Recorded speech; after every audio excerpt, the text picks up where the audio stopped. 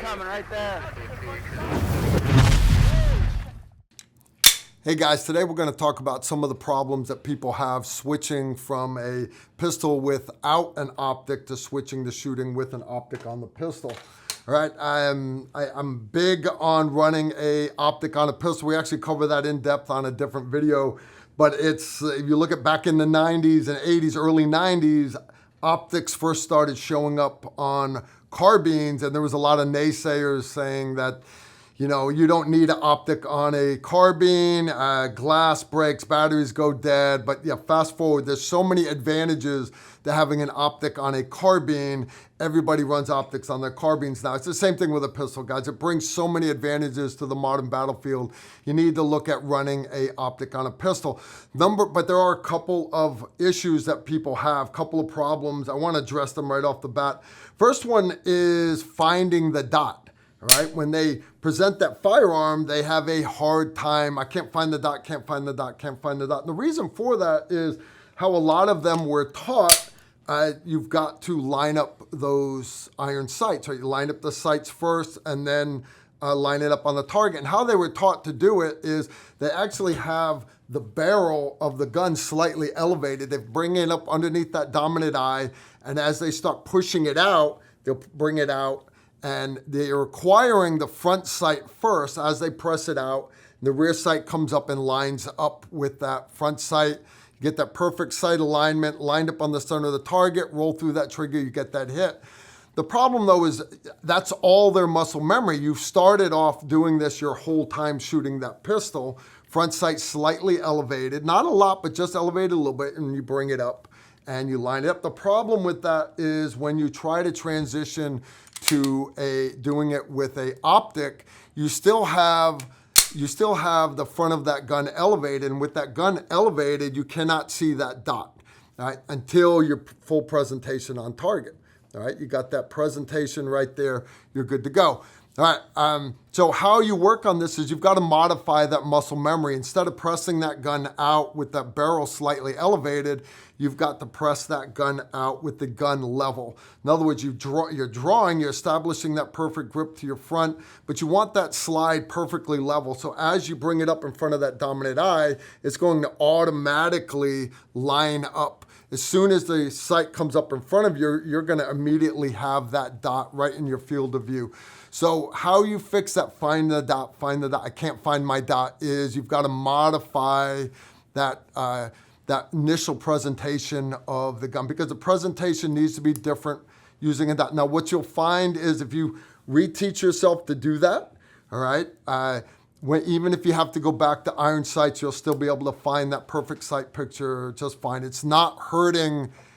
You modifying that muscle memory is not going to hurt you going back to iron sights, right? So that's cure number one for that. The second problem that people have is when they start running a dot is they are watching the dot and not focusing on the target. The number one advantage that running a dot does for you on a carbine or a pistol, it allows you to maintain focus at the target, right? Because you can't focus on the front of the gun or the rear of the gun and the target at the same time. You have to focus on the threat, and you have to train like that because in real life, you're not going to be able to take your focus off of that threat. When you're in fight or flight, you're not going to be able to close your non-dominant eye. You're not going to be able to bring your focus back here.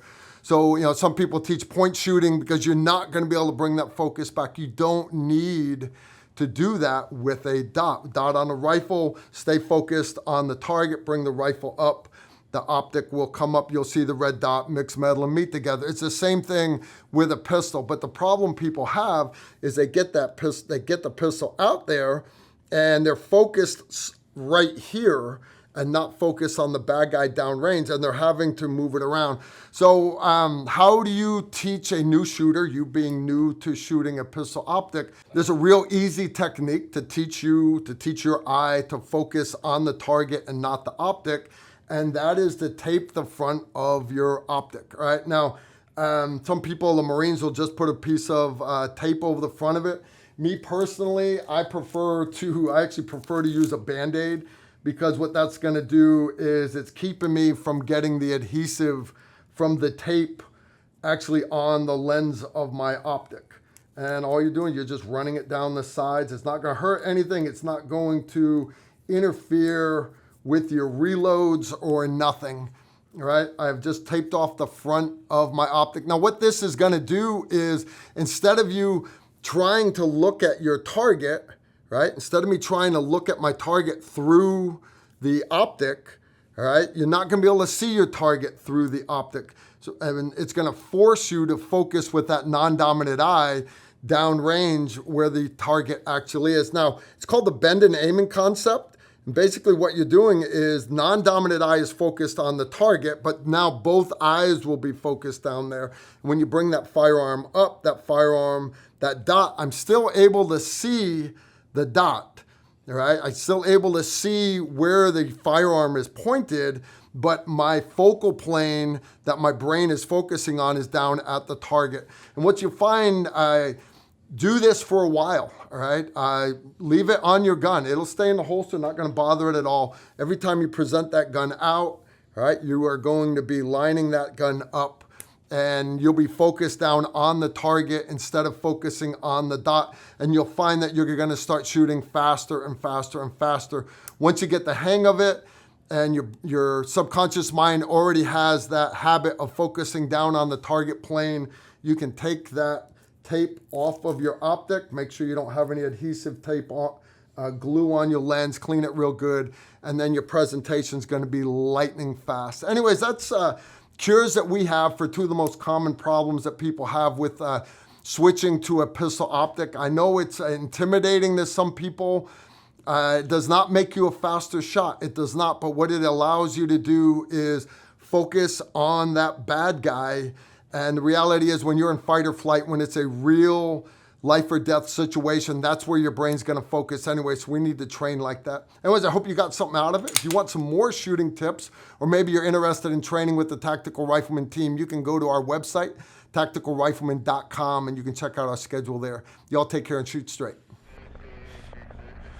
If you like this video, make sure to like, comment, and subscribe. Also, make sure you follow us on Facebook, Instagram, and Twitter so you don't miss out on anything.